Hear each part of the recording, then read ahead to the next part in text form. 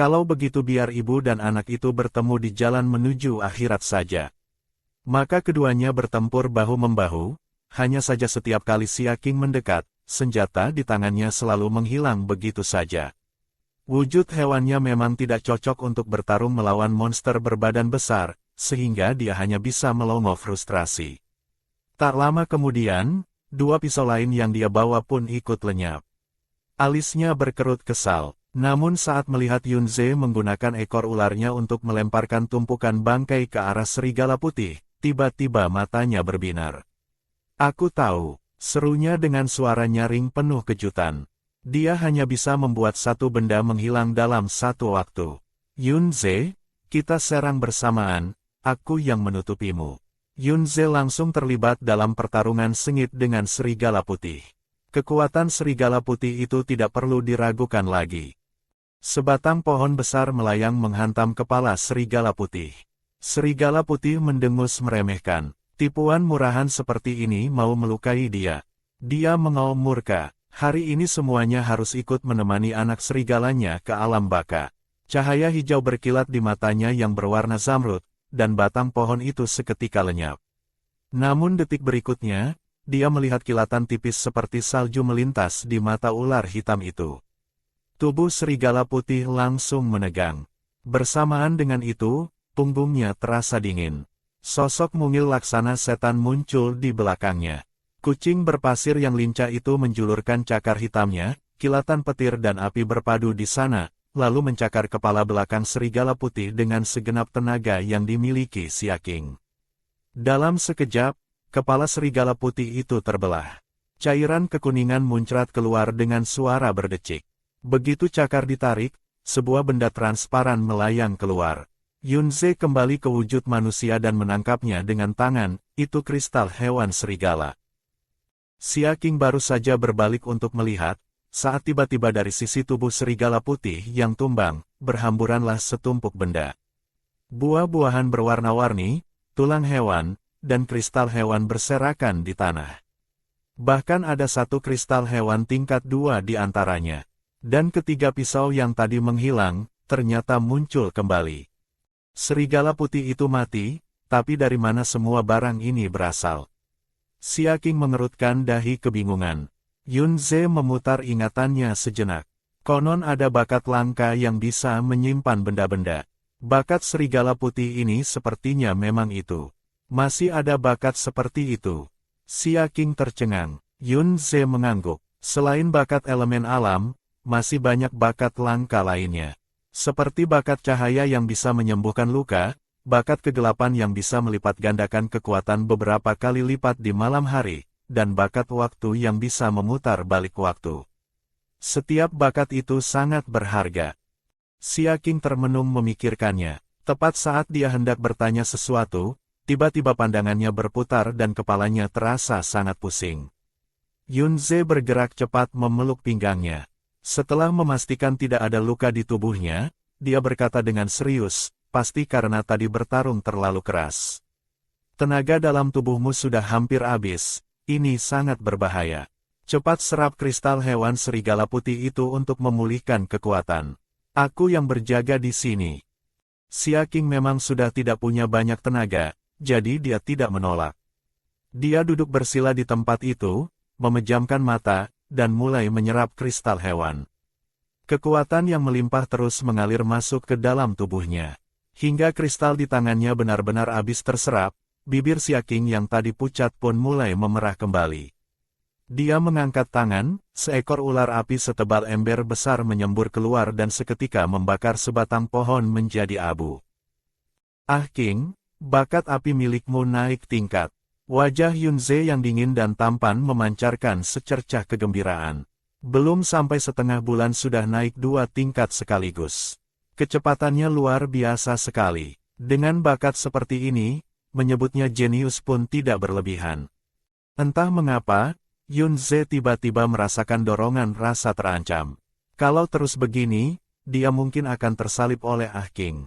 Lalu dengan apa dia akan melindungi Ah Qing nantinya? Sepertinya dia harus bekerja lebih keras lagi untuk meningkatkan kekuatannya. Meski hari ini tidak menemukan mutiara api merah, tapi bertemu kawanan serigala juga bukan hasil yang buruk. Mereka mendapatkan cukup banyak kristal hewan. Xia Qing merasa sangat puas. Dia menepuk-nepuk bangkai serigala dengan sedikit rasa sayang. Sayang sekali, begitu banyak bangkai monster tingkat 1, kalau bisa semuanya dibawa pulang, itu juga kekayaan yang lumayan. Begitu kalimatnya selesai, seekor bangkai serigala abu-abu yang sedang ditepuknya tiba-tiba menghilang dari hadapan mereka berdua. Xia Qing tertegun. Dia berbalik menatap Yunze, mata mereka saling bertemu, dan keduanya sama-sama memancarkan kejutan yang menyenangkan. Setelah menyerap kristal hewan serigala putih, ternyata dia juga membangkitkan bakat ruang. Selamat, Ah King. Keduanya langsung bergerak cepat, memasukkan seluruh bangkai kawanan serigala ke dalam ruang penyimpanan. Tubuh serigala putih semuanya berharga, tulangnya pun merupakan bahan bagus untuk menempa senjata. Pas sekali untuk diberikan kepada Yin Yue nanti. Keduanya menuju sebuah sungai kecil, bermaksud membersihkan darah di tubuh mereka, saat tiba-tiba terdengar suara yang terasa sangat familiar dan dibuat-buat. Hiks, kita tunggu sebentar lagi ya. Bagaimana kalau King berhasil lolos? Dikepung kawanan serigala, hanya berdua saja, tulang mereka pasti sudah tidak tersisa sekarang. Semua ini gara-gara aku. Aku sudah mencelakakan King.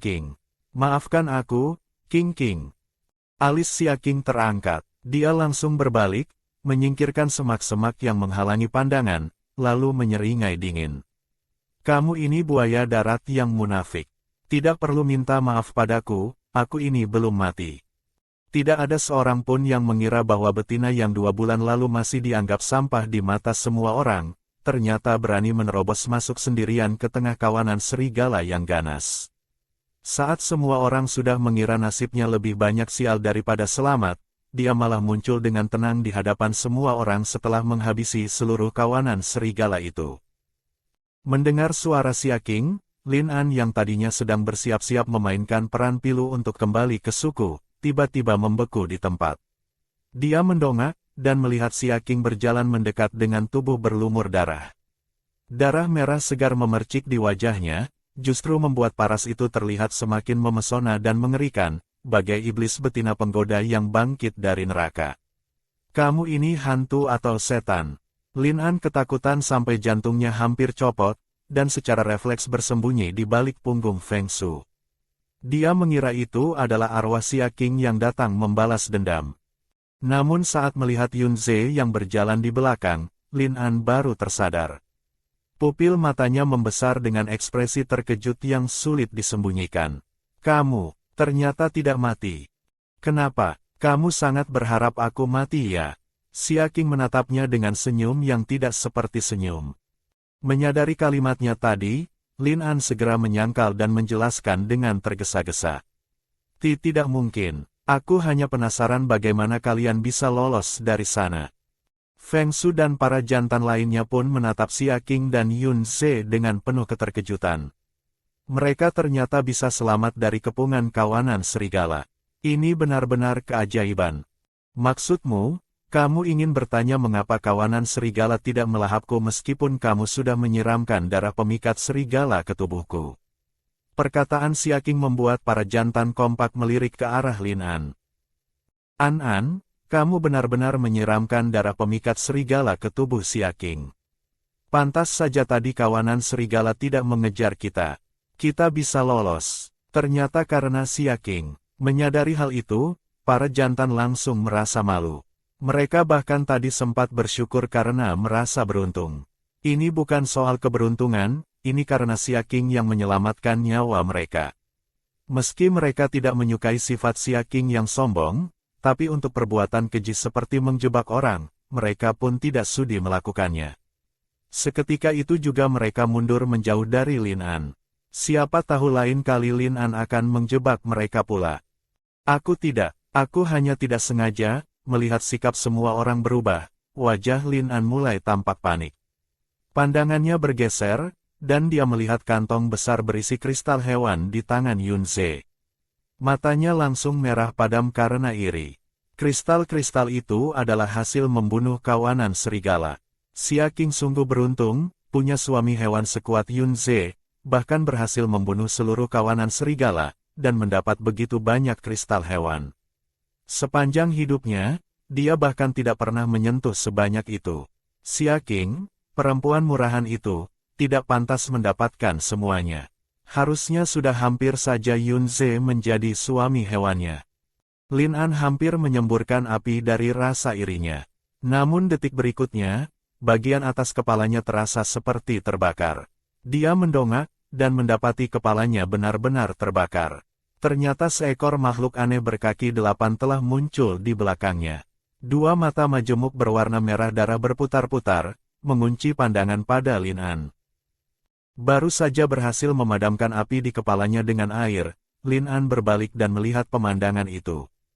Kakinya langsung lemas. Itu babi api merah. Salah satu jantan mengenali monster itu dan langsung mundur dengan panik. Mereka hanya monster tingkat 1, memang untuk membantu Feng Su saja. Berhadapan langsung dengan babi api merah tingkat 2 hanya berarti satu hal, mati konyol. Lin An, babi api merah paling takut dengan bakat air. Cepat serang dia dengan bakat airmu. Para jantan berteriak mengingatkan. Aku tidak punya tenaga. Tidak bisa keluar. Lin An mengejan beberapa kali, tapi tidak ada sedikit pun yang bisa dia keluarkan.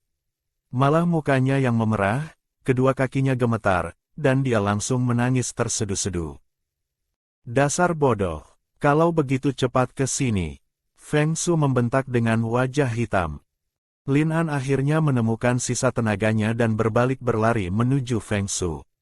Namun Xia Qing menjulurkan kaki dengan santai, lalu menjentikkan sebuah batu kecil yang menghantam lutut Lin An tepat sasaran. Lin An menjerit kesakitan dan langsung terjatuh ke tanah. Baru saja berbalik hendak bangkit, babi api merah sudah mengejar. Mulutnya yang penuh gigi terbuka lebar, tiba-tiba memuntahkan seutas benang putih yang menyala panas, membelit seluruh tubuh Lin An.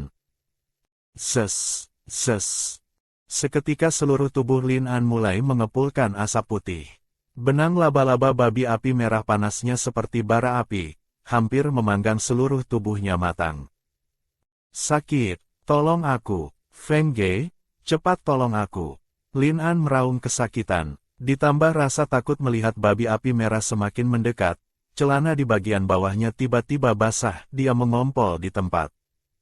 Bau daging bakar yang menggoda berpadu dengan bau pesing yang menyengat, tidak ubahnya seperti pupuk kandang dicampur aduk di desa. Para jantan memiliki indera penciuman yang tajam, terlebih Feng Su yang berwujud harimau. Mencium perpaduan bau aneh itu, dia refleks menutup hidung dan mulut, wajahnya langsung hitam. Yang paling dia rasakan justru rasa malu yang luar biasa. Xia Qing saja bisa lolos dari kawanan serigala, sedangkan ini, hanya karena seekor babi api merah saja sudah mengompol. Lin An sudah berteriak-teriak minta tolong sejak tadi, tapi tidak ada seorang pun yang datang menolongnya. Sebaliknya, semua orang malah menghindar jauh-jauh, memandangnya dengan ekspresi jijik, persis ekspresi yang dulu mereka tujukan kepada Xia Qing ketika Lin An yang mempengaruhi mereka. Sepertinya merasakan bakat air yang paling dibencinya berasal dari tubuh Lin An, babi api merah kembali memuntahkan benang laba-labanya. Kali ini seluruh tubuh Lin An dibungkus sempurna hingga menjadi kepompong, lalu ditarik perlahan ke arah mulutnya. Rahang monster itu membuka dan menutup berulang kali, seperti seekor binatang yang sudah kelaparan sejak lama. Gawat, babi api merah mau memakan Lin An. Para jantan berteriak ngeri. Meski mereka tidak suka dengan Lin An, dia tetaplah seorang betina. Mereka tidak bisa hanya berdiri diam menyaksikannya mati. Feng Su mengernyit tajam, bukan karena begitu khawatir dengan keselamatan Lin An, melainkan karena jika Lin An mati, dia pun akan menanggung efek baliknya. Kemampuannya yang baru saja naik ke tingkat 2 bisa-bisa langsung lenyap seketika. Maka Lin An tidak boleh mati. Dia segera berubah ke wujud harimau dan bergegas maju untuk menolong. Namun sebelum sempat mendekat, benang laba-laba babi api merah sudah membelit kedua kaki depannya. Sebuah tendangan kaki laba-laba, dan Feng Su langsung terpelanting jatuh, wajahnya menghantam tanah. Tepat saat Lin An hampir masuk ke dalam mulut babi api merah, seekor ular api setebal ember besar melesat dari atas kepala Feng Shu, membakar bulu-bulu harimau di puncak kepalanya hingga gosong selapis. Bakat api, apakah itu Yunze yang turun tangan? Feng Shu baru saja berbalik, dan melihat sosok ramping nan menawan melesat melintas. Ular api yang menyala membara itu keluar dari kedua tangan Xia Qing yang putih bersih. Otak Feng Shu serasa meledak. Xia Qing, dia ternyata juga membangkitkan bakat. Kekuatan ini, ular api sebesar itu, jelas-jelas itu kekuatan tingkat 2. Betina yang dulu begitu dia remehkan dan buang, kini bukan hanya memiliki kesuburan tingkat 6, bahkan bakat api dari elemen yang sama dengannya pun tidak kalah kuat darinya. Membayangkan betina luar biasa seperti apa yang telah dia lewatkan begitu saja, Feng Shu menyesal sampai ingin menamparkan dirinya sendiri yang dulu. Ular api itu melesat melewati kepala Feng Shu dengan suara berdesing, lalu jatuh tepat di antara babi api merah dan Lin An, menghantam benang laba-laba yang menghubungkan keduanya. Api langsung menjalar kedua arah, satu sisi membakar benang yang membelit Lin An. Lin An yang tadinya terbungkus seperti mumi seketika berubah menjadi bola api dan langsung berguling-guling di tanah menahan kesakitan dengan sangat menyedihkan. Feng Shu yang sudah tersadar buru-buru menggali tanah dan menumpahkannya ke atas tubuh Lin An untuk memadamkan api. Sementara itu, sisi ular api yang lain menjalar mengikuti alur benang laba-laba langsung menuju ke arah mulut babi api merah. Ular api yang dikeluarkan Xia Qing berwarna merah seperti darah, dengan sedikit kilatan petir ungu yang hampir tidak kasat mata bercampur di dalamnya, daya serangnya jauh lebih tinggi daripada api murni biasa. Babi api merah mengaum kesakitan, mengangkat kedua kaki depannya untuk melindungi mulutnya sambil mendongak meraung-raung. Aku tidak salah lihat tadi, kan? Xia Qing benar-benar membangkitkan bakat. Dan itu bakat api yang kuat lagi. Suku angin hitam kita benar-benar diberkati dewa hewan. Kukira Lin An yang membangkitkan bakat air sudah merupakan keajaiban.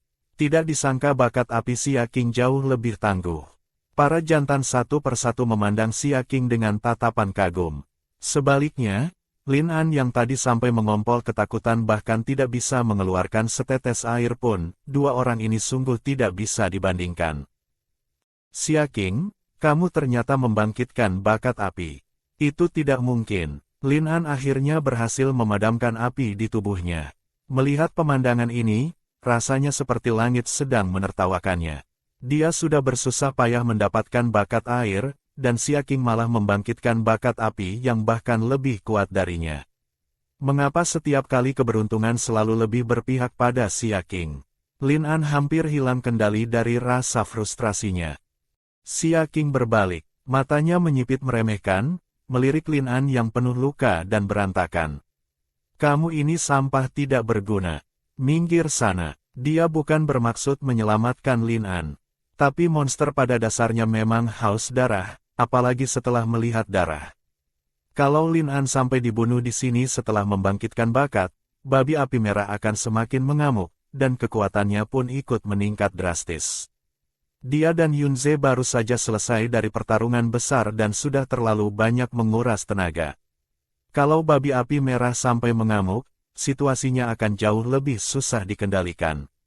Lin An boleh mati, tapi tidak boleh menghalangi urusannya sekarang. Lin An meradang penuh rasa malu, hendak membalas dengan kemarahan. Namun tiba-tiba babi api merah kembali menyemburkan api dan melesat cepat ke arah mereka. Lin An ketakutan sampai kedua lututnya gemetar, dan dia langsung tutup mulut. Dengan wajah pucat pasi, dia segera bersembunyi di balik punggung Feng Shu. Dor, dor, dor. Kilatan cahaya petir ungu berjatuhan dari langit seperti pedang-pedang melengkung berwarna ungu, menghantam tanah tepat di depan kaki-kaki babi api merah. Kekuatan yang setara dengan tingkat 2 itu jelas-jelas membuat babi api merah sedikit ragu. Dia tidak berani maju lagi. Mata majemuknya yang merah berputar, lalu dengan marah mengunci pandangan pada dua makhluk yang menghalangi makanannya. Benang laba-laba putih dimuntahkan, melilit sebatang pohon besar di sampingnya, lalu menyapu ke arah Xia Qing. Namun belum sempat benang itu mendekati Xia Qing, Yunze yang sudah berubah menjadi ular hitam sudah memutusnya lebih dulu, benang itu terpotong menjadi dua dan langsung terbakar habis. Ah King, aku yang menutupimu. Naik saja dengan tenang. Yunze berbalik dan berkata dalam bahasa hewan kepadanya. Dia tahu Ah King datang ke hutan Huanyo kali ini memang untuk meningkatkan kemampuan. Kesempatan bertarung sebaik ini tidak boleh disia-siakan. Ah King ingin menjadi kuat, maka dia akan membantu Ah King. Melihat tubuh ular hitam yang besar itu menjadikan dirinya sendiri sebagai perisai, entah mengapa Si Ah King merasakan rasa aman yang begitu nyata memenuhi hatinya. Dengan mantap dia menyerahkan punggungnya kepada Yunze, lalu mengangkat pisau hitam dan menerjang ke arah babi api merah. Sosok betina mungil itu bergerak secepat setan di antara pepohonan. Melihat Si Ah King menyerang dengan begitu berani, babi api merah merasa seolah-olah sedang ditantang. Dia menjerit marah dan mengangkat kaki depannya untuk menusuk ke arahnya. Namun sebelum sempat menghantam, ekor ular yang sudah dibalut cahaya ungu lebih dulu membelit kakinya. Tubuh babi api merah sebesar babi hutan, dan kaki-kaki laba-labanya yang panjang membentang seperti pohon besar. Namun di hadapan ular hitam yang panjangnya mencapai puluhan meter itu, kekuatannya tidak ada apa-apanya. Di satu momen saat keduanya saling mengunci satu sama lain, Si Ah King sudah menyelinap ke belakang babi api merah. Pisau hitam diangkat tinggi dan dihantamkan keras ke bawah. Percikan api muncrat dari ujung pisau saat menyentuh kulit monster itu, hampir membuat pisau terlepas dari genggaman. Hah, kulitnya setebal ini. Si Ah King sedikit terkejut. Ini sudah termasuk senjata terbaik di suku angin hitam, tapi bahkan tidak mampu menembus kulit monster tingkat 2 ini. Satu serangan gagal, babi api merah malah semakin murka. Dia berbalik dan memuntahkan bola api ke arah Si Ah King. Namun Si Ah King tidak mundur sedikit pun, dia justru melompat dan langsung mendarat di atas punggung babi api merah. Satu tangannya merangkul leher berbulu abu-abu putih itu erat-erat. Kalau senjata saja tidak bisa menembusnya, mari kita coba api yang paling kamu sukai. Si Ah King bergumam pelan, tangan kanannya diangkat tinggi. Pisau hitam di genggamannya seketika dilingkari ular api, berubah menjadi merah menyala. Matanya memancarkan tekad bulat, lalu menghujam pisau itu tepat ke arah kedua mata babi api merah. Ciit, babi api merah meraung kesakitan. Tubuhnya berguncang hebat, berusaha melemparkan Si Ah King dari punggungnya. Mana mungkin Si Ah King semudah itu menyerah. Dia langsung mencabut pisau, lalu menghujamkan belasan tusukan berturut-turut ke arah kedua mata dan kepala babi api merah. Mungkin tidak setiap tusukan langsung mematikan, tapi setiap tusukan pasti menyiksa. Dalam sekejap, kepala Si Ah King dan babi api merah sama-sama ditelan kobaran api besar. Aroma gosong menguar di udara. Yunze dan para jantan yang menyaksikan ini semua langsung berdebar tegang. Sementara Lin An yang melihat hal sama justru melintas pikiran jahat, biarkan terbakar, sekalian bakar mati Si Ah King sekalian. Kalau Si Ah King mati, di suku ini hanya tersisa dia satu-satunya betina yang membangkitkan bakat. Namun belum sempat dia senang berlama-lama, babi api merah sudah ambruk dengan suara dentuman keras. Dari balik kobaran api, sosok betina memesona melangkah keluar, tangan menggenggam pisau hitam, tatapan tajam dan mematikan, bagai dewi penguasa api. Ah King, Yunze berubah kembali ke wujud manusia dan langsung bergegas mendekat. Melihat wajah Yunze yang penuh kekhawatiran, Si Ah King menyeringai dan mengangkat tangan kiri, membuka telapaknya. Di sana bertengger sebuah kristal hewan merah menyala seukuran telur. Yunze, ini untukmu. Kristal hewan serigala putih tadi sudah kusisip. Kristal hewan babi api merah tingkat 2 ini untukmu. Yunze hendak menolak, tapi sebelum kalimatnya keluar, Si Ah King sudah memotongnya.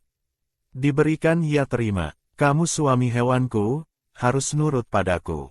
Kalau mau kuat, kita harus kuat bersama-sama.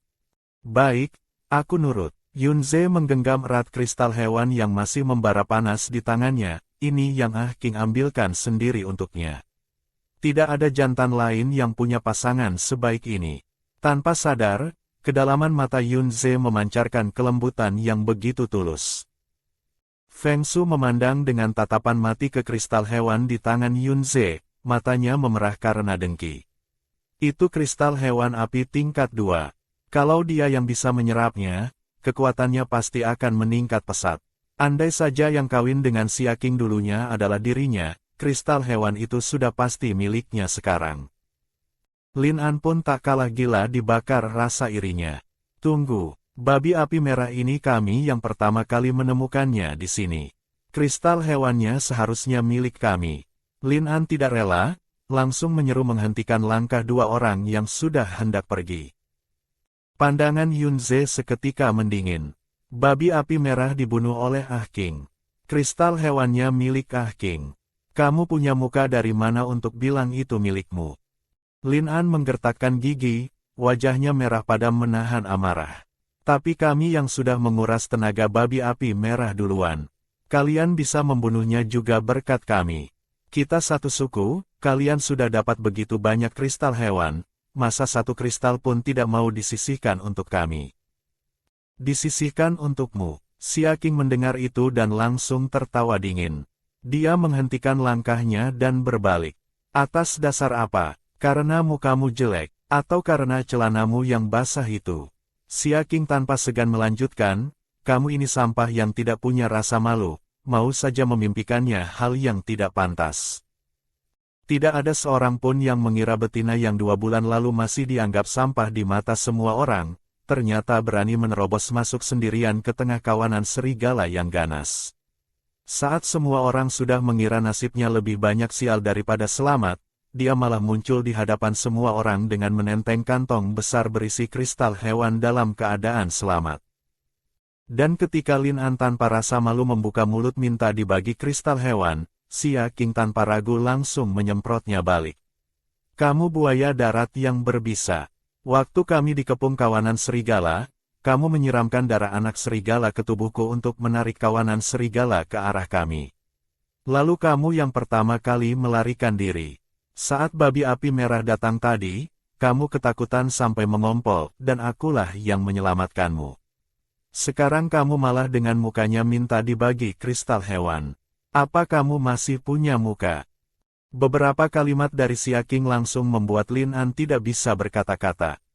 Dia bergumam lama dengan wajah memerah sampai ke telinga, tapi tidak mampu mengeluarkan satu kata pun. Para jantan di sisi Lin An pun memandangnya dengan tatapan aneh. Tadi sudah memalukan diri sendiri seperti itu, masa sekarang masih berani meminta kristal hewan dari Xia Qing? Itu jelas-jelas adalah rampasan perang milik Xia Qing.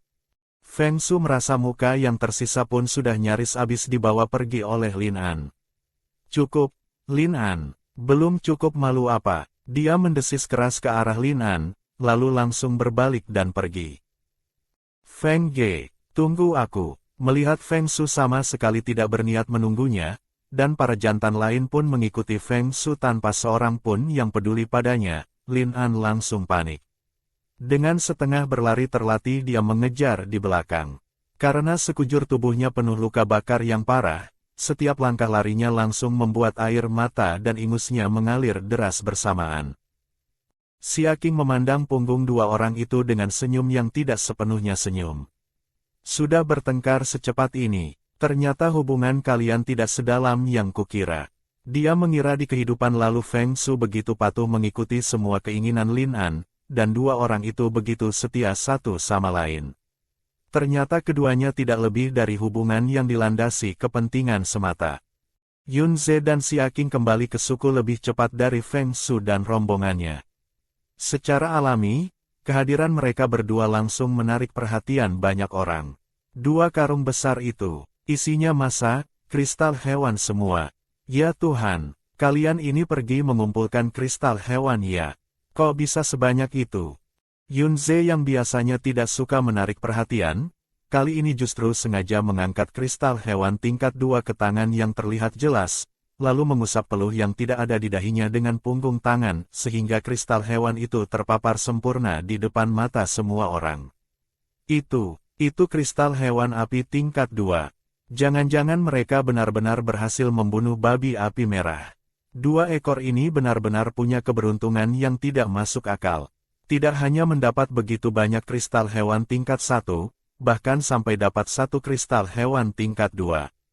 Sepanjang hidup kami, belum pernah sekalipun melihat sebanyak ini. Menyaksikan tingkah Yunze, Xia Qing menahan senyum dan berpura-pura tidak melihat apa-apa. Keduanya sebenarnya tidak terlalu populer di suku Angin Hitam, sehingga orang-orang hanya terkejut tanpa ada yang berani menyapa mereka. Sekarang yang paling Xia Qing inginkan adalah segera pulang, mandi bersih, lalu rebahan di kasur dan tidur nyenyak. Tak lama kemudian, keduanya sudah tiba di rumah baru mereka. Namun baru saja sampai di depan pintu, Xia Qing melihat seseorang duduk di sana. Huda, bukannya kamu sudah pergi ke suku bambu? Kenapa ada di sini? Huda mendongak. Hiks, kakak ipar, aku minta maaf. Dia langsung menangis terseduh-seduh sambil mengusap air matanya, tampak sangat bersalah sekaligus menyesal. Xia Qing dan Yunze saling pandang, tidak mengerti apa yang terjadi. Ada apa? Cerita dulu, cepat berdiri. Xia Qing baru saja mengulurkan tangan, tapi Yunze sudah lebih cepat menarik Huda berdiri. Huda mengusap ingusnya dengan keras sebelum akhirnya bercerita. Aku sudah pergi ke suku bambu. Tapi sudah kutanya seluruh bisman di suku bambu, dan mereka semua bilang kakak Xia Chuan tidak pernah ada di sana. Mereka juga tidak pernah mengenal bisman bernama Xia Chuan. Huda terisak, suaranya tersendat-sendat. Maafkan aku tidak bisa membawa pulang kakak Xia Chuan. Kristal hewan ini kamu ambil kembali saja.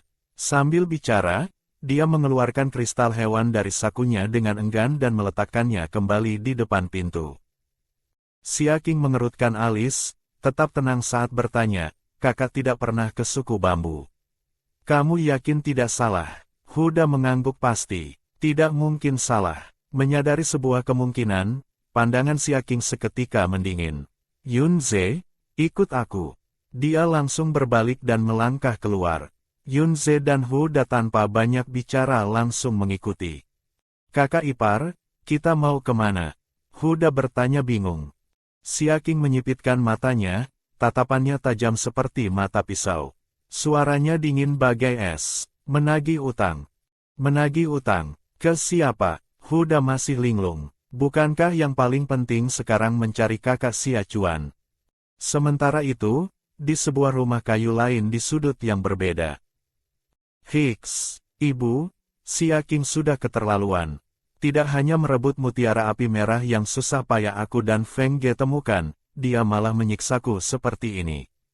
Dia juga membangkitkan bakat api sekarang. Lin An meringkuk dalam pelukan Ibu Li, mengeluh dengan penuh kesedihan. Kulit di sekujur tubuhnya mengalami luka bakar luas, kini tertutup lapisan cairan ramuan herbal berwarna hijau, membuatnya tampak seperti manusia hijau. Ibu Li merasa sangat kasihan. Dia pun ikut meneteskan air mata sambil mengumpat. Memangnya kenapa kalau dia punya bakat api?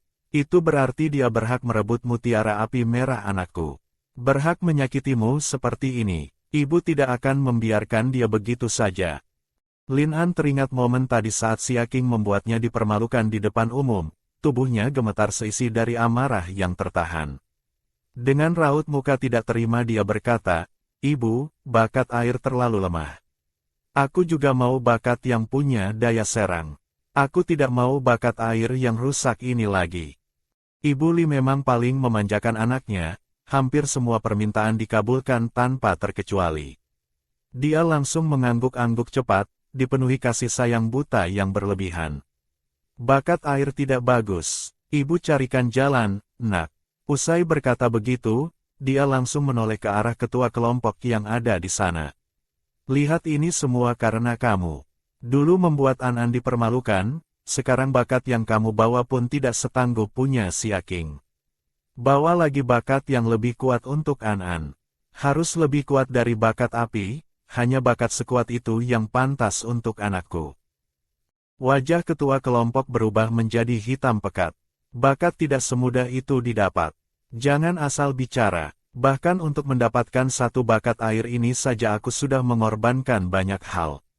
Itu adalah ilmu terlarang yang tidak boleh digunakan, kalau sampai diketahui bisman lain, kita semua habis.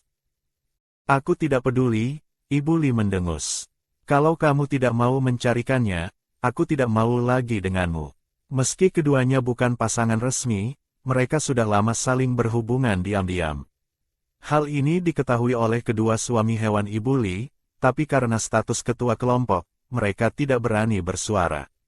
Mendengar ancaman itu, ketua kelompok langsung pusing kepala. Bukan karena dia tidak mau punya pasangan, tapi karena dia memang tidak mampu dalam hal itu. Khawatir kabar ini menyebar dan mencemarkan nama baiknya, dia selama ini selalu hidup sendiri.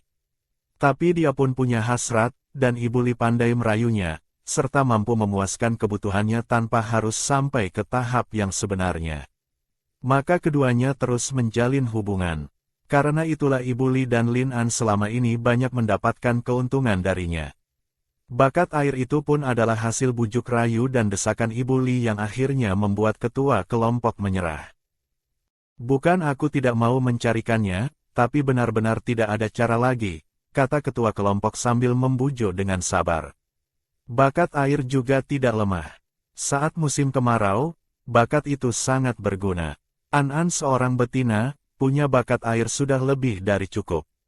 Urusan memasuki hutan Huanyou, biarkan para jantan saja yang pergi. Hutan Huanyou itu berbahaya, seorang betina cukup di rumah mengurus anak saja. Tapi Lin An mana mau menerima itu. Aku mau bakat yang lain. Xia Qing bisa punya, kenapa aku tidak boleh? Xia Qing bisa masuk hutan Huanyou, aku juga bisa. Aku tidak mau terus-terusan dikalahkan oleh Xia Qing. Ibu Li langsung berbalik dan mulai memukul-mukul bahu ketua kelompok dengan kepalan tangan. Kamu dengar tidak? An-An mau, kamu harus carikan. Kalau tidak, soal kemampuanmu yang tidak becus itu, kalau sampai diketahui Bisman lain, lihat saja kamu masih bisa jadi ketua kelompok atau tidak. Ibu Li mengancam dengan garang.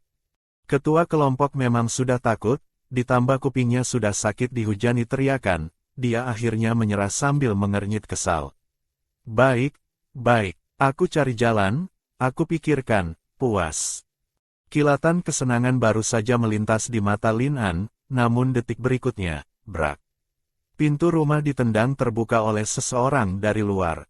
Rumah kayu ketua kelompok memang tidak tembus cahaya, saat pintu tertutup, di dalam ruangan gelap gulita. Demi menyembunyikan hubungan tidak senonoh mereka, setiap kali bertemu keduanya selalu menutup pintu rapat-rapat. Pintu yang tiba-tiba ditendang membuat cahaya putih menyilaukan masuk seketika. 3 orang di dalam sama-sama terpaksa memicingkan mata karena silau. Sebelum mereka sempat bereaksi, leher ketua kelompok sudah terasa tercengkeram, kerah bajunya ditarik dengan kasar oleh seseorang, dan dia diseret keluar dengan paksa. Xia Qing, kamu mau apa? Cepat lepaskan aku. Mengingat kamu adalah betina, aku tidak akan memperhitungkan urusan masuk tanpa izin ini. Ketua kelompok masih berusaha mempertahankan wibawanya dan berbicara dengan nada mengancam. Dia adalah ketua kelompok suku angin hitam, bagaimanapun juga statusnya lebih tinggi dari betina manapun. Kalau Xia Qing benar-benar berbuat sesuatu yang keterlaluan, dia berhak membalasnya dan tidak ada yang akan menyalahkan dia. Dengan pikiran itu, nyali ketua kelompok kembali mengeras. Xia Qing lagi-lagi kumat, menindas An-An saja sudah cukup, sekarang mau menindih kepala ketua kelompok pula. Kamu kira kamu siapa? Ibu Li berlari keluar dengan gusar sambil memaki keras. Di belakangnya mengikuti Lin An dengan wajah penuh kebencian dan luka bakar yang membuat kondisinya sangat memprihatinkan. Xia Qing hanya melirik sekilas ke arah keduanya. Dia tidak punya waktu untuk mengurus mereka sekarang. Dia berbalik menatap tampang munafik ketua kelompok, lalu tertawa dingin. Aku tanya padamu, di mana kakakku?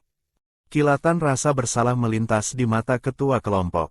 Xia Chuan, dia kan sedang di suku bambu. Kalau kamu ada pesan untuk Xia Chuan, aku bisa minta anggota tim perdagangan untuk menyampaikannya bulan depan. Xia Qing matanya langsung mendingin. Tanpa basa-basi, dia mencabut pisau hitam dari pinggangnya dan menempelkan ujungnya tepat di leher ketua kelompok. Tatapannya gelap, memancarkan ancaman nyata. Kamu masih berbohong. Aku tanya sekali lagi, di mana kakakku sekarang? Leher ketua kelompok terasa dingin, ujung pisau sudah menyayat kulitnya. Menatap sorot mata Xia Qing yang dingin membeku, hatinya tersentak. Jangan-jangan dia sudah tahu soal Xia Chuan. Melihat semakin banyak bisman yang mulai berkerumun di sekitar, ketua kelompok menggertakkan gigi dan membulatkan tekad dalam hati. Bahkan kalau sudah tahu sekalipun, dia tetap tidak akan mengakuinya. Xia Qing, sungguh aku tidak mengerti maksudmu. Xia Chuan ada di suku bambu, ini adalah sesuatu yang diketahui seluruh suku. Ketua kelompok tetap keras kepala. Xia Qing ayah ibunya sudah meninggal, satu-satunya keluarga hanyalah kakaknya yang seorang idiot dan tidak mungkin kembali sekarang. Di sisinya pun hanya ada Yun Ze seorang suami hewan, dan Yun Ze harus menjaga Xia Qing sehingga tidak mungkin meninggalkan suku untuk mencari Xia Chuan. Xia Qing tidak punya siapapun untuk diandalkan, tidak punya bisman yang dekat dengannya, tidak punya bukti apa-apa, bahkan kalau sudah tahu sekalipun, tidak akan ada bisman yang mempercayainya. Dengan pemikiran seperti itu, nyali ketua kelompok kembali membusung. Tidak mau bicara, Xia Qing berkata dingin. Kalau begitu aku kuliti kamu lapis demi lapis sampai kamu mau bicara. Xia Qing yang sekarang bukan lagi Xia Qing yang mudah dipermainkan. Siapapun yang berani menyentuh satu-satunya orang yang dia sayangi, harus membayar harganya. Kilauan merah darah berkedip-kedip di antara sorot mata gelap Phoenix-nya. Tangannya menggerakkan pisau hitam, dan pipi ketua kelompok langsung tersayat dalam satu gerakan cepat. Ketua kelompok sama sekali tidak menyangka Xia Qing benar-benar berani melakukannya. Dia menjerit kesakitan. Teriakan pilu itu membuat para bisman yang menonton langsung bergidik tak tertahankan. Mereka tidak pernah menyangka ketua kelompok yang biasanya begitu disegani, ternyata adalah seseorang yang penuh kecurangan dan main belakang.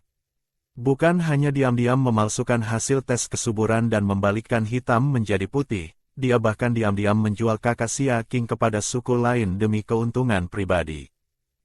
Menghadapi tatapan dingin Xia Qing, ketua kelompok yang kini sudah kehilangan seluruh wibawanya tidak bisa berbuat apa-apa. Rasa sakit yang menusuk membuat dia meronta-ronta sekuat tenaga. Tapi sejak bakat Xia Qing naik tingkat, tenaganya pun ikut meningkat drastis, dia sama sekali tidak bisa melepaskan diri. Hentikan, Xia Qing. Bagaimana bisa kamu melukai ketua kelompok? Para bisman yang menonton langsung membentak ingin menghentikan. Seberapa berharganya pun seorang betina, ketua kelompok adalah pemimpin suku, kewibawaannya tidak boleh diinjak-injak oleh betina manapun. Namun sebelum siapapun sempat bertindak, Yun Ze sudah melangkah maju menghalangi semua orang. Wajahnya dingin seperti gunung es saat menatap mereka, seolah-olah siapapun yang berani maju akan dia habisi tanpa ragu. Tepat saat keadaan memanas, Huda tiba-tiba melompat ke depan. Kakak ipar kami hanya ingin tahu keberadaan Xia Chuan. Dia selama ini mengira Xia Chuan ada di suku bambu, tapi ternyata sekarang tidak ada kabar sama sekali. Dia terlalu khawatir sampai langsung mencari ketua kelompok. Ketua kelompok, jangan bohongi kakak ipar lagi, cepat bilang, Xia Chuan sebenarnya ada di mana? Lalu dengan ekspresi penuh semangat melihat keramaian, Huda berseru lagi dengan suara yang semakin keras. Aneh sekali, Lin An, kamu dan ibumu ada apa di rumah ketua kelompok? Sejak kapan kalian berhubungan baik sekali dengan ketua kelompok? Siang-siang begini pintu sudah ditutup rapat, kalian lagi apa di dalam? Kata-kata Huda yang penuh nada tidak langsung itu langsung membuat para bisman di sekitar terpikat perhatiannya. Huda yang tidak pernah bisa menahan diri ketika melihat keramaian, lanjut berseru dengan suara lebih keras. Pantas saja Lin An bisa tahu terlebih dahulu hasil tes kesuburan betina lain, ternyata ketua kelompoklah yang membocorkannya. Oh tunggu, bukan sekadar membocorkan, sepertinya ketua kelompok memang yang menukar hasil kesuburan Lin An dan Xia Qing. Ketua kelompok hampir memuntahkan darah mendengar kata-kata Huda. Orang ini pasti sengaja. Para bisman lain pun mulai memandang ketua kelompok dan Ibu Li beserta Lin An dengan tatapan yang semakin aneh. Rasa hormat mereka kepada ketua kelompok berubah menjadi kecurigaan. Ditambah kini Xia Chuan pun tak berkabar, jangan-jangan dia selama ini sudah mengelabui seluruh suku. Mata para Bisman mulai menyala dengan amarah. Kalau ketua kelompok bisa berbuat seperti itu kepada Xia Qing, siapa yang bisa menjamin dia tidak akan berbuat hal sama kepada mereka suatu hari nanti? Ketua kelompok, apa sebenarnya yang terjadi? Kamu berkomplot dengan Lin An untuk menukar hasil kesuburannya. Xia Chuan dibawa kemana olehmu? Hari ini kamu harus beri kami penjelasan yang jelas. Xia Qing melirik ke arah Huda, matanya memancarkan rasa apresiasi. Bocah ini memang cerewet, tapi terkadang mulutnya sungguh berguna. Mau bicara atau tidak, Xia Qing sudah kehabisan kesabaran menghadapi ketua kelompok yang terus mengulur waktu. Tangannya yang menggenggam pisau hitam bergerak pelan, ujung pisau bergeser ke bawah telinga. Dengan satu sentakan kasar, hampir setengah sisi wajah ketua kelompok tersayat terbuka. Tolong, aku mau bicara, aku mau bilang. Ketua kelompok menangis meraung-raung kesakitan, tangan gemetar menutupi wajahnya sambil berguling-guling di tanah. Para Bisman yang menyaksikan ini semua langsung mengernyit ngeri. Pemandangan ini terlalu mengerikan, Xia Qing ini terlalu kejam. Ibu Li dan Lin An sudah pucat pasi sejak tadi. Mendengar jeritan sengsara ketua kelompok, Lin An seperti merasakan sakitnya sendiri, tubuhnya menggigil tak terkendali. Ketua kelompok sudah lemas berlutut di tanah, bibir pucatnya gemetar. Xia Chuan, memang tidak ada di suku bambu. Dia ada di suku beruang kuat. Suku beruang kuat, Xia Qing mengernyit. Itu adalah suku terbesar di wilayah timur hutan Huanyou, bahkan suku bambu pun hanyalah suku bawahan suku beruang kuat. Kakak ada di suku beruang kuat melakukan apa? Firasat buruk langsung menghantam dadanya. Xia Qing mendesak lebih jauh. Kamu membawa kakakku ke suku beruang kuat untuk apa? Ketua kelompok melirik sorot mata kejam Xia Qing, dan untuk sesaat tidak berani menjawab. Tapi melihat pisau kembali terangkat dengan tidak sabar di tangannya, seluruh tubuhnya langsung bergidik. Dengan mata terpejam rapat dia menjawab dengan keras. Xia Chuan ada di suku beruang kuat sebagai budak hewan. Mendengar itu, mata Xia Qing langsung memerah. Budak hewan, kamu berani menjadikan kakakku sebagai budak hewan. Ini yang kamu sebut dulu sebagai pekerjaan yang bisa menghasilkan uang untuk menghidupi keluarga. Budak hewan, itu adalah budak yang bahkan lebih rendah derajatnya dari Bisman paling lemah sekalipun. Dan dia berani menjadikan kakak dalam kondisi seperti itu.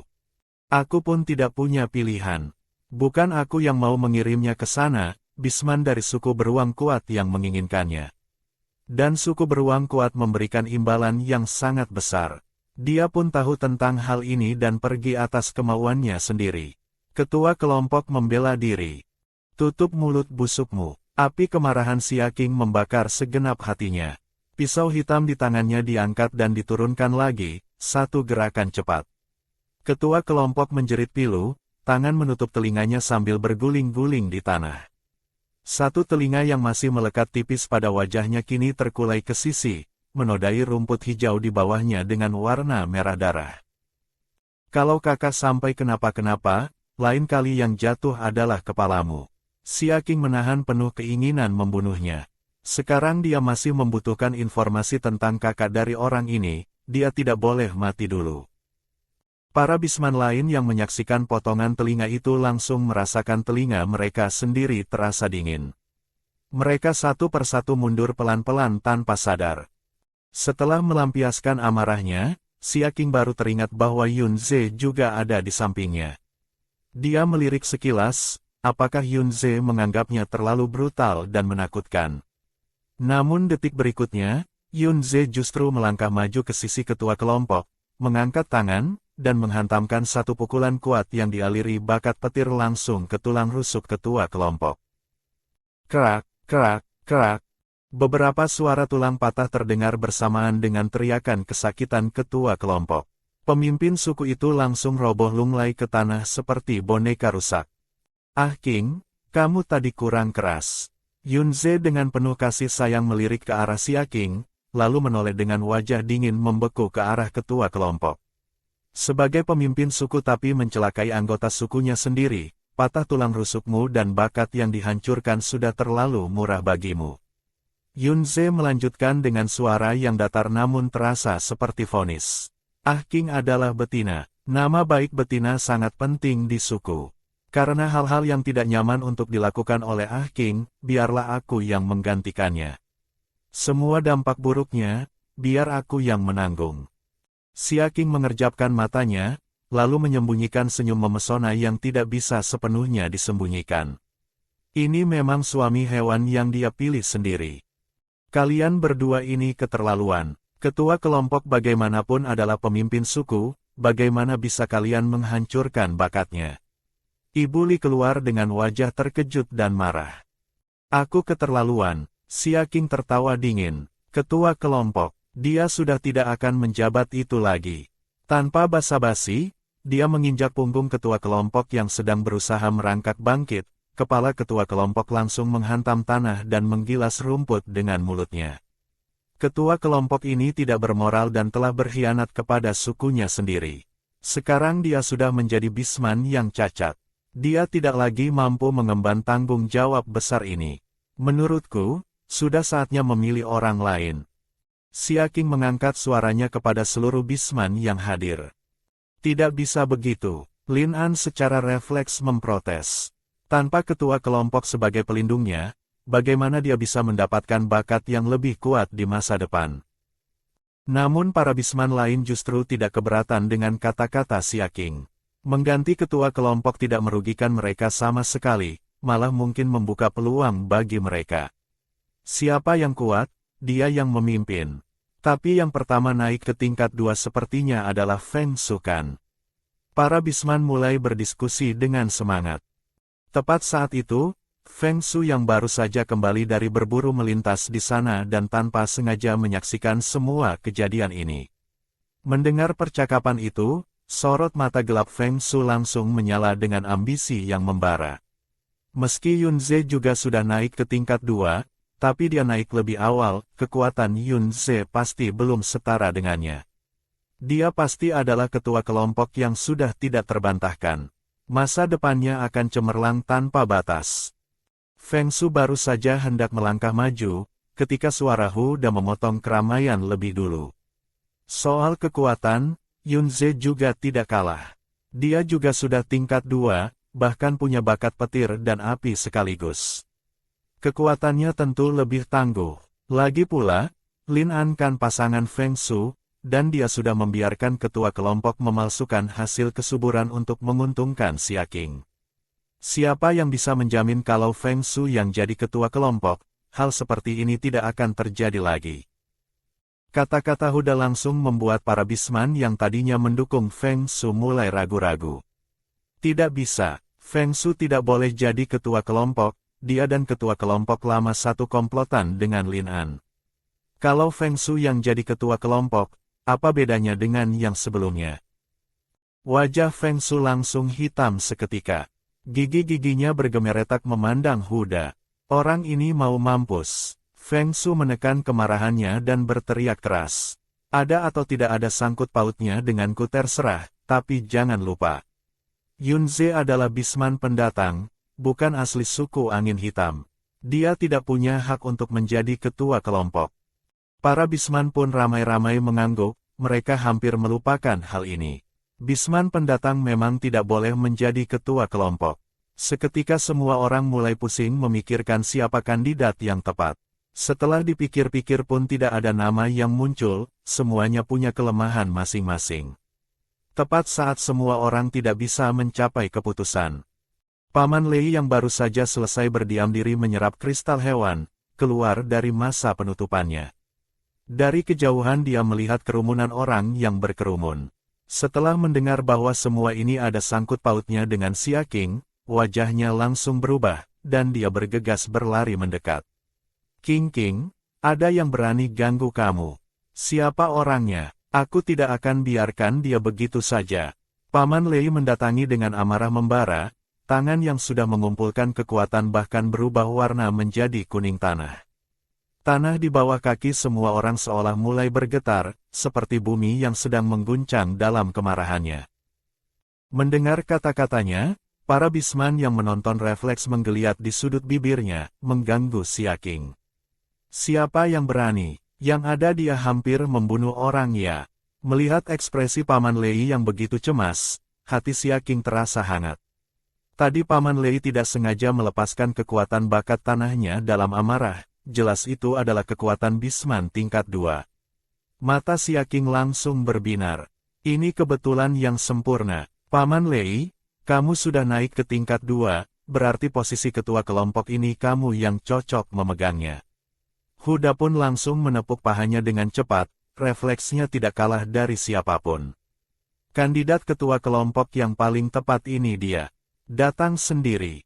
Para Bisman memandang Paman Lei dengan penuh kekaguman sekaligus antusias menyambut usul itu.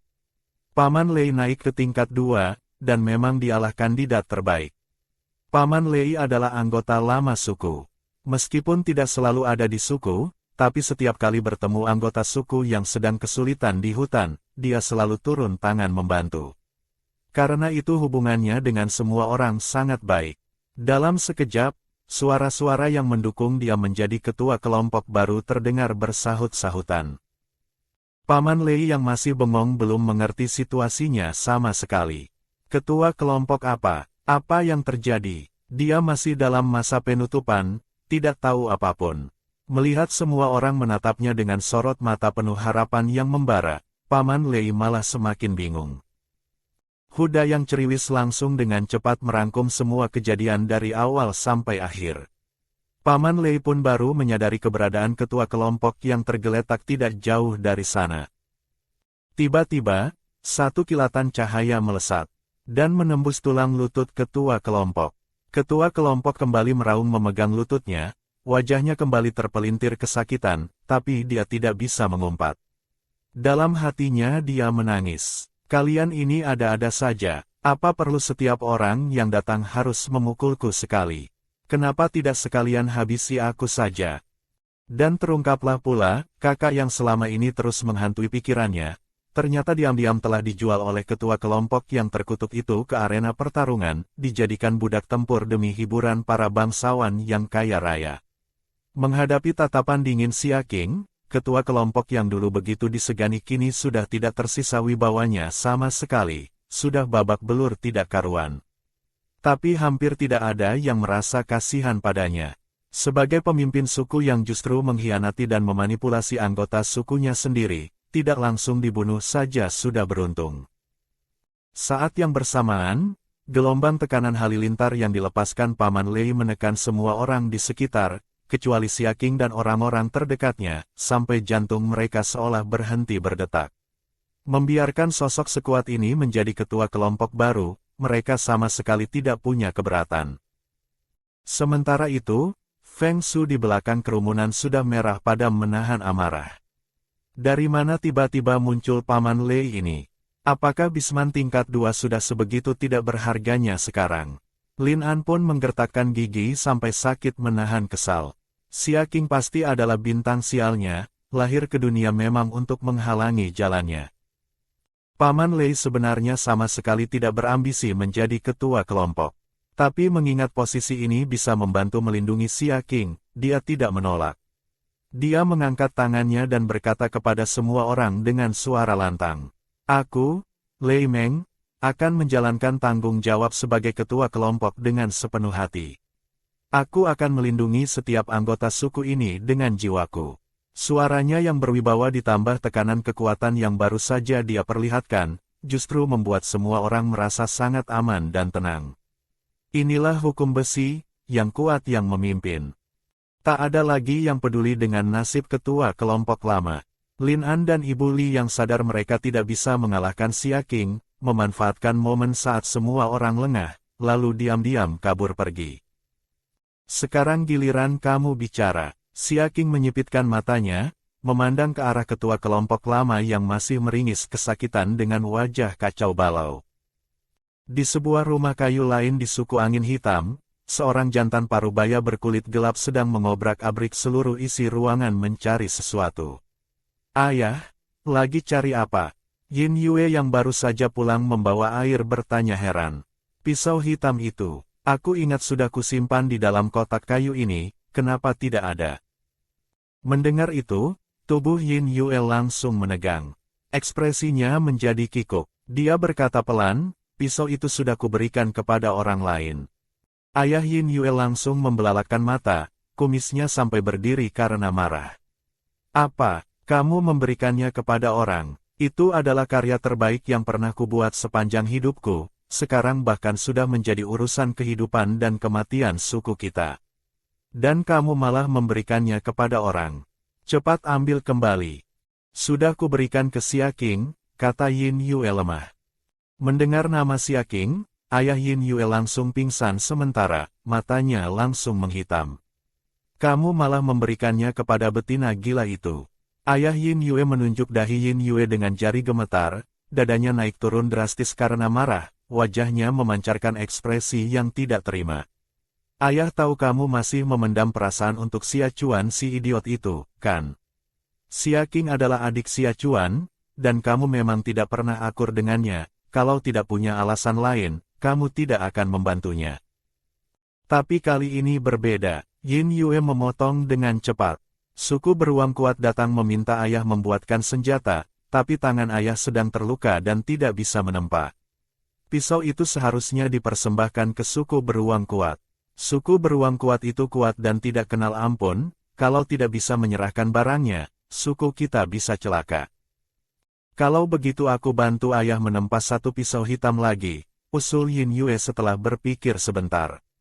Ayah Yin Yue menggeleng, tidak ada bahan materialnya, mau dipahat pun tidak bisa. Yin Yue mengerutkan alis, kalau begitu biar aku yang pergi ke suku beruang kuat mewakili ayah. Tidak boleh. Kamu seorang betina, ini terlalu berbahaya. Ayah Yin Yue menolak tanpa pikir panjang. Lalu dengan nada lebih rendah dia berkata, ada satu rahasia yang mau ayah ceritakan, jangan sampai tersebar kemana-mana. Sebenarnya Xia Chuan si idiot yang kamu suka itu, dia tidak pernah ada di suku bambu. Dia selama ini ada di suku beruang kuat sebagai budak hewan. Mendengar itu, pupil Yin Yue langsung menyempit. Ayah kenapa tidak bilang dari dulu? Yin Yue seketika meradang sampai mukanya memerah. Sementara itu, di hadapan ketua kelompok lama yang tidak berdaya, Xia Qing akhirnya berhasil memeras keluar lokasi pasti keberadaan kakaknya. 3 tahun penuh, semua kabar yang dibawa tim perdagangan selama ini semuanya palsu. Kakaknya ternyata sudah 3 tahun menjadi budak hewan di suku beruang kuat. Aku harus pergi ke suku beruang kuat dan membawa kakak pulang. Sorot mata Phoenix Xia Qing yang dingin dan memesona memancarkan cahaya tekad yang bulat dan tidak tergoyahkan. Hampir tanpa jeda, keputusan itu sudah dia buat. Tolong pikir lagi dengan matang. Suku beruang kuat terkenal suka bermasalah dengan orang luar dan tidak kenal aturan. Kamu pun sedang mengandung anak, ini terlalu berbahaya. Paman Lei mengingatkan dengan dahi berkerut penuh kekhawatiran. Huda pun ikut membujuk dari sisi. Iya, kakak ipar, biar aku saja yang pergi. Kali ini pasti aku bawa pulang kakak Xia Chuan. Kakak ipar tinggal di suku dan rawat kandungan dengan baik.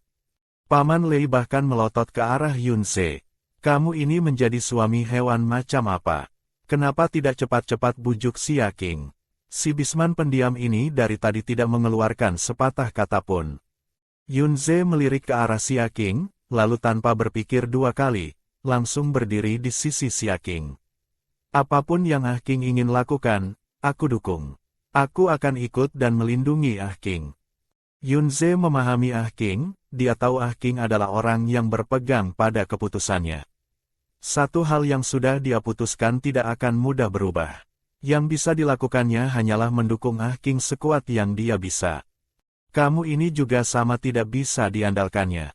Paman Lei semakin gemas. Dia sudah mengira Yunze adalah yang paling tenang dan bijaksana, tidak disangka dia pun ikut-ikutan Xia Qing dalam hal ini. Melihat Yunze mendukungnya tanpa keraguan, hati Xia Qing terasa hangat. Melihat Xia Qing sama sekali tidak berubah pikiran, Paman Lei menghela napas panjang. Dia pun khawatir, Xia Qing dengan kesuburan tingkat 6 ditambah bakat 2 elemen, betina seperti ini di suku manapun, bahkan di kota Bisman sekalipun, adalah rebutan semua orang. Kalau sampai dilirik oleh Bisman jahat yang berniat buruk, situasinya bisa sangat berbahaya. Kalau kamu memang sudah bertekad, aku tidak akan menghalangimu lagi. Tapi setidaknya kalian harus memikirkan rencana terlebih dahulu untuk mencari si acuan. Budak hewan semuanya terikat oleh kontrak budak hewan, selama pemiliknya tidak memutus kontrak itu secara sukarela, budak hewan tidak akan pernah bisa bebas pergi. Dan putra muda suku beruang kuat itu konon sejak kecil sudah dimanjakan habis-habisan, wataknya angkuh dan susah ditebak. Meski masih muda, dia sudah berdarah dingin dan sudah ada banyak nyawa Bisman yang mati di tangannya. Mendengar semua itu, suasana di antara mereka semua seketika menjadi sangat berat. Semua orang tenggelam dalam pemikiran masing-masing. Tepat saat semua orang sudah hampir kehabisan ide, dari arah belakang tiba-tiba terdengar sebuah suara. Aku bisa membawa kalian untuk bertemu dengan putra muda suku beruang kuat. Yin Yue berdiri dengan ekspresi tenang, melirik sekilas ke arah Xia Qing. Putra muda suku beruang kuat ingin meminta ayahku pergi ke suku beruang kuat untuk menempa senjata. Tangan ayah sedang terluka, aku yang akan menggantikannya pergi. Boleh membawa 2 orang murid sekaligus, saat itu, kalian bisa ikut bersamaku. Semua orang tidak sempat memikirkan mengapa Yin Yue mau melakukan ini. Xia Qing memperhatikan keringat halus di dahi Yin Yue, jelas dia berlari tergesa-gesa kemari.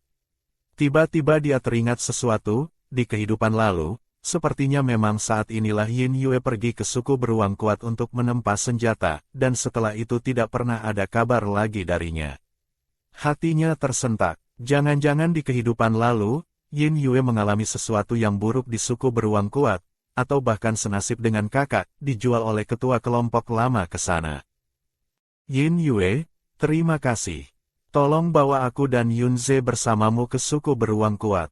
Sesampainya di sana kita bisa saling menjaga satu sama lain. Karena sudah takdir yang mempertemukan mereka, Xia Qing tidak bisa membiarkan Yin Yue celaka lagi. Tidak usah berterima kasih. Aku melakukan ini atas nama Paman Lei. Sikap Yin Yue tetap dingin, tampak tidak ingin banyak berbicara dengan Xia Qing. Paman Lei menggaruk hidungnya, sepertinya dia tidak punya hubungan yang istimewa dengan anak perempuan ini maupun ayahnya. Kalau begitu, aku akan mengirim beberapa bisman untuk mengawal Yin Yue dalam perjalanan nanti.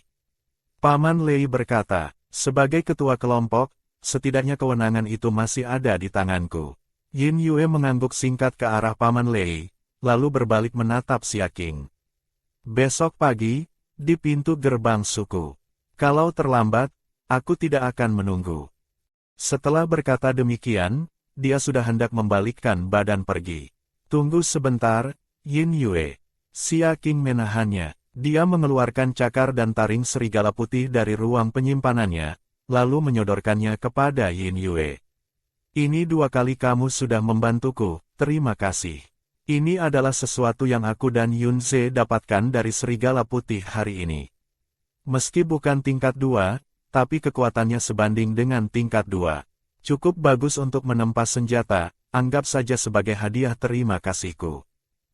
Yin Yue dengan wajah dingin sudah hendak menolak, ketika tiba-tiba sebuah bayangan melesat keluar, langsung merebut barang itu dari tangannya.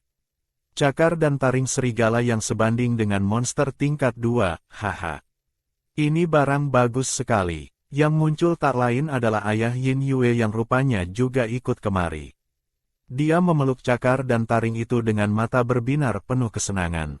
Yin Yue, kamu sudah memberikan pisau hitamku, maka barang ini aku terima saja. Pisau itu memang sudah menjadi milikmu. Ayah Yin Yue tersenyum lebar tak bisa ditahan. Ini bahkan lebih bagus dari tulang harimau hitam.